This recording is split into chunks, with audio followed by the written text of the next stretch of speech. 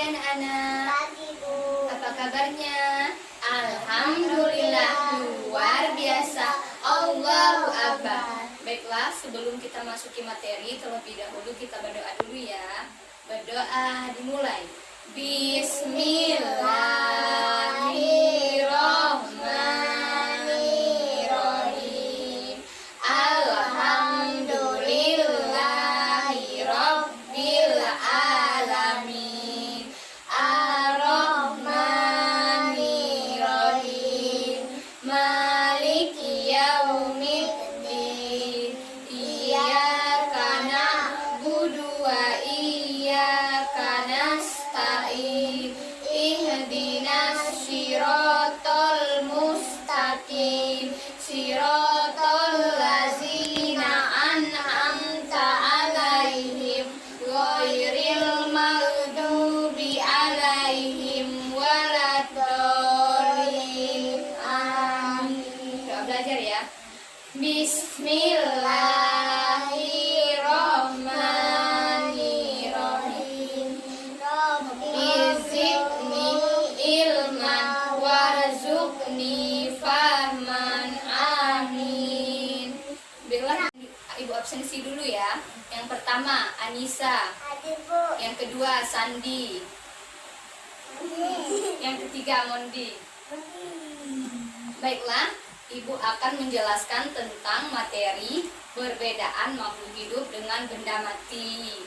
Makhluk hidup adalah sesuatu yang memiliki ciri-ciri hidup. Contohnya memerlukan makanan, minuman, gerak, bernapas, tumbuh, dan berkembang biak menghasilkan keturunan. Baiklah, tentang makanan adalah hidup membutuhkan makanan sebagai sumber energi. Contohnya manusia dan hewan memperoleh makanan dari tumbuhan atau hewan lain. Contohnya singa memakan rusa, tumbuhan membuat makanan sendiri melalui fotosintesis, sedangkan benda mati tidak membutuhkan makanan. Yang kedua, tumbuh dan berkembang biak. Pertumbuhan makhluk hidup ditandai dengan adanya perkembangan berat badan, panjang dan tinggi. Berkembang biak bertumbuh dengan kemampuan seperti berjalan, mencari mangsa, dan benda mati tidak memiliki keduanya. Yang ketiga, bernapas. Bernapas, makhluk hidup memerlukan udara untuk bernapas. Yang keempat, bergerak. Bergerak adalah makhluk hidup dapat bergerak misalnya saat mencari makanan, air, dan tempat berlindung. Yang kelima, menghasilkan keturunan atau berkembang biak adalah salah satu cara makhluk hidup untuk bertahan hidup agar tidak terpunah dari lingkungan. Hewan berkembang biak dengan cara melahirkan, bertelur. Contohnya hewan yang berkembang biak dengan cara melahirkan adalah kucing, sapi, dan kambing.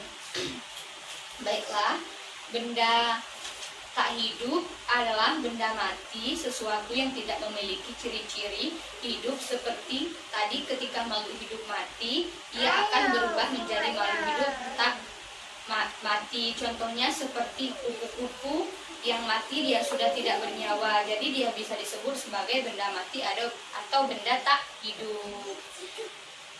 Benda mati terbagi menjadi dua. Yang pertama, benda mati yang berasal dari makhluk hidup. Contohnya pensil yang terbuat dari kayu, pohon, ada yang juga mobil, karet, gelang, dan dihasilkan dari getah pohon. Yang kedua,